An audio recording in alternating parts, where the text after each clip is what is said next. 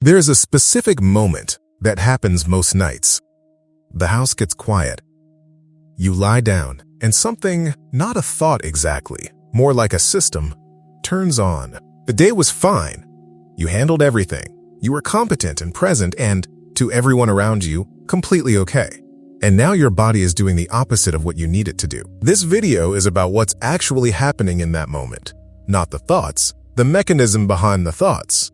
Because once you understand what your nervous system is actually doing when the lights go out, the nightly activation stops feeling like a character flaw and starts feeling like something that has a real explanation.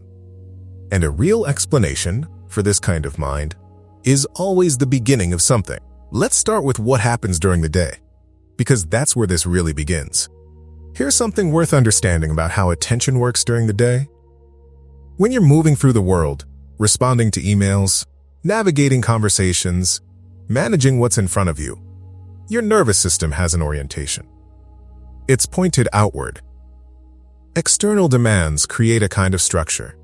There's always a next thing, and that next thing, as long as it keeps coming, functions as a kind of anchor. The moment the external demands stop, the moment the day officially ends and there is genuinely nothing left to manage, something shifts. The nervous system that was pointed outward has to go somewhere, and for most people, it turns inward. This is actually normal. It's part of how the brain transitions towards sleep. A shift from processing the external world to processing the internal one. Here's where it gets interesting. For a nervous system that has been running in high alert mode, that inward turn doesn't feel like winding down.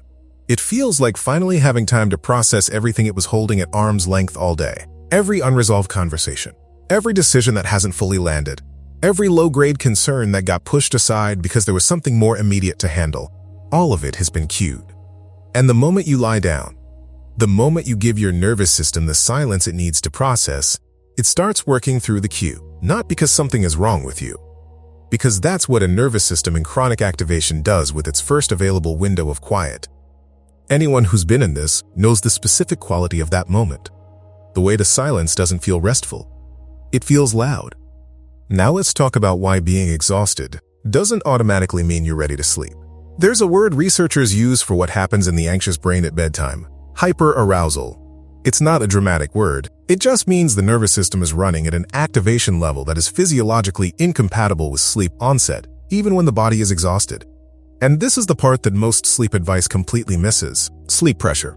The biological drive to sleep that builds the longer you've been awake is real. After a long day, your sleep pressure can be extremely high.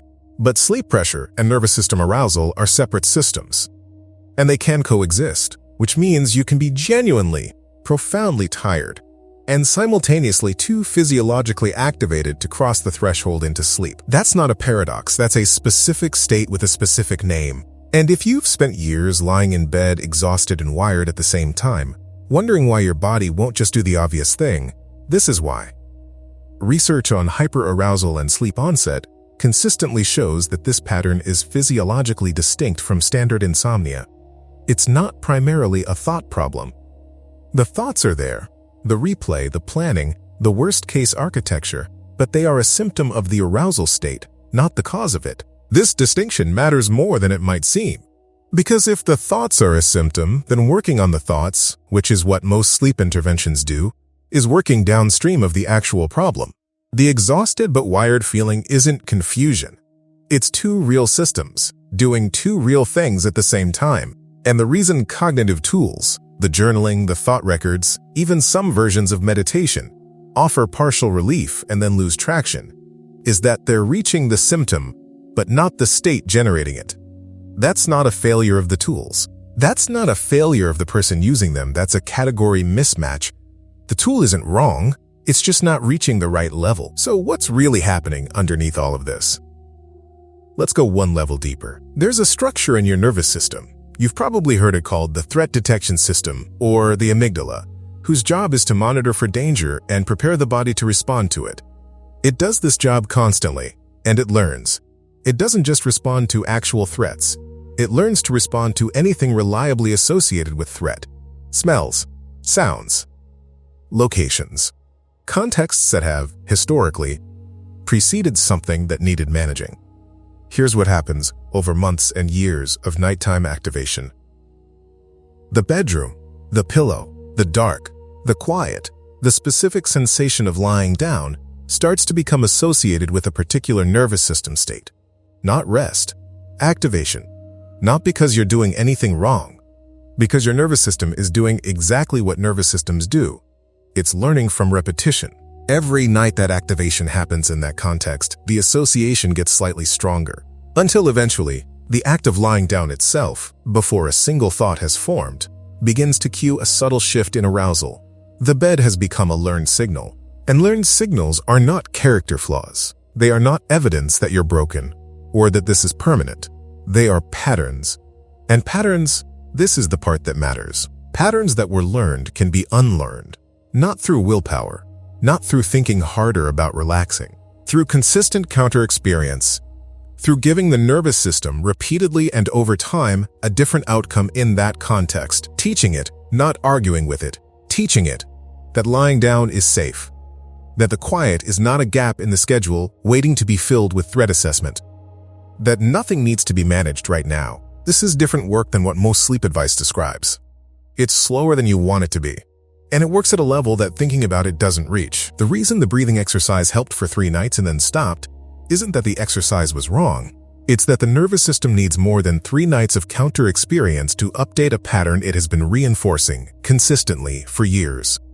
Frequency and consistency are what produce neurological change, not intensity.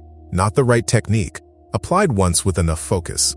And that's actually important information, because it means the failed attempts weren't proof that you can't change this. They were attempts that ended before the nervous system had accumulated enough counter-experience to shift. That's not a character flaw. That's a nervous system pattern. And there's a real difference between those two things. If this is landing for you, if the mechanism makes sense and you want to move from understanding it to actually working with it, there's a resource in the description built specifically for this. It's called Sleep Without Spiraling. It's a guided protocol, 7 days, audio-based, with a companion guide that works at the body level rather than the thought level. It's designed for the exact nervous system state this video has been describing. The link is in the description and in the pinned comment. So what actually reaches the mechanism?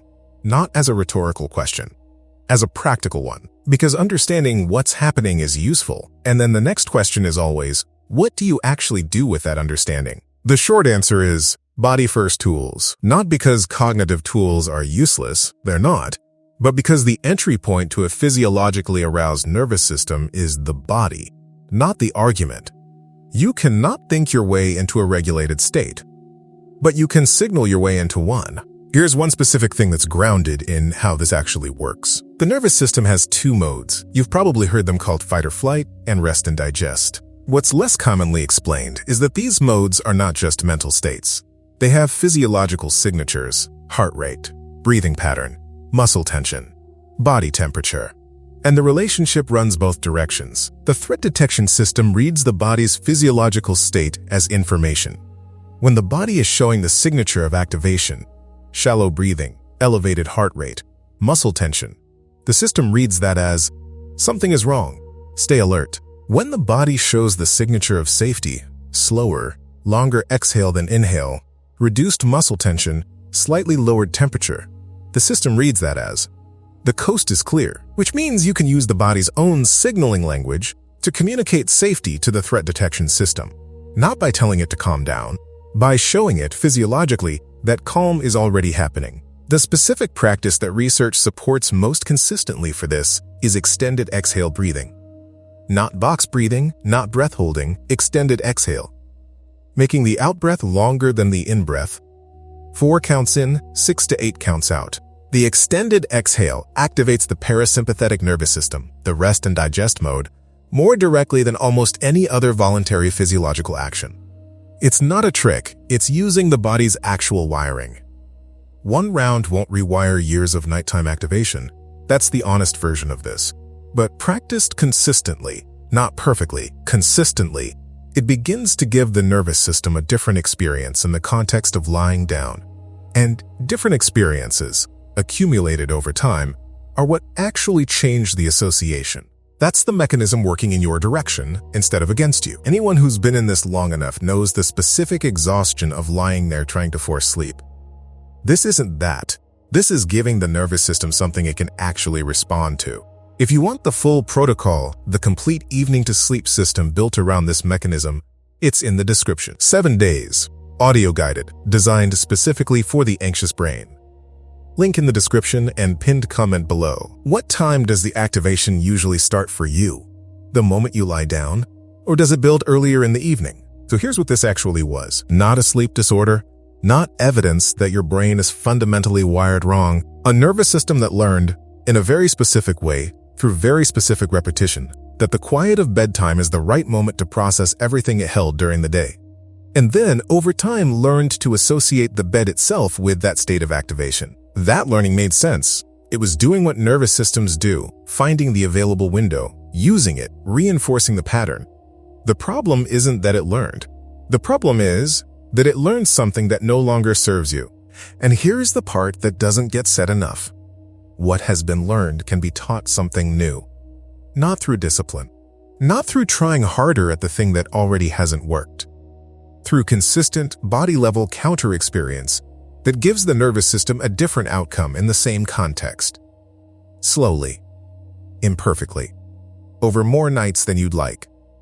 But actually, the version of you that sleeps, that lies down and feels the quiet as quiet, not as a gap the brain rushes to fill, that version isn't a fantasy. It's what the nervous system looks like when it has accumulated enough experience of safety in that context to stop treating the dark and the silence as a signal to activate. That's not a different person. That's your nervous system learning a new pattern. And the work of getting there doesn't require you to be ready.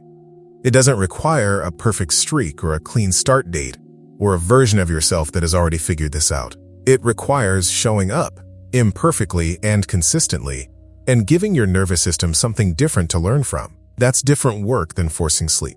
It's slower. And it's the actual path. Anyone who's been in the 3 a.m. version of this, who knows exactly what it feels like when the room gets quiet and the system turns on, you already understand more about your nervous system than most people will ever think to ask. That understanding is not nothing. It's where this begins.